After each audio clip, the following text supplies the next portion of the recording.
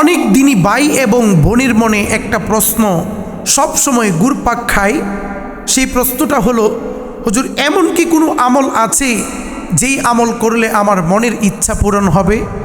এমন কি কোনো আমল আছে যেই আমল করলে আমার অবাধ্য সন্তান বাধ্য হবে? অনেক বোনের প্রশ্ন হলো, অনেক মায়ের প্রশ্ন হলো, এমন কি কোনো আমল আছে যেই আমল করলে আমার স্বামী আমার বাধ্য হবে?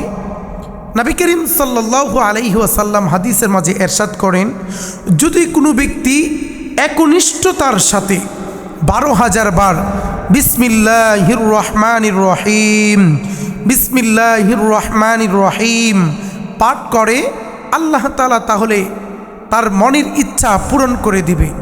নিয়ম হলো, প্রত্যেক 1000 বার পড়ার পরে ওই ব্যক্তি 2 রাকাত করে নফল নামাজ আদায় করে নেবে।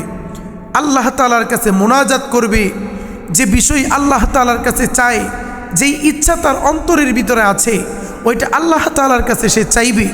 নবী করিম সাল্লাল্লাহু আলাইহি ওয়াসাল্লাম বলেন, এই নিয়মে 12,000 বার যদি কোনো ব্যক্তি পড়ে, 12,000-এর মাঝে প্রত্যেক 1000 পাঠ করার পরে ওই ব্যক্তি 2 রাকাত করে নফল নামাজ আদায় করবে এবং কি আল্লাহ তাআলার কাছে মুনাজাত করবে। এইভাবে যদি 12,000 বার করতে পারে, এই তারতিব যদি ঠিক রাখতে পারে, আল্লাহ রাব্বুল আলামিন তার মনের ইচ্ছা পুরা করে দেবে। সুবহানাল্লাহ।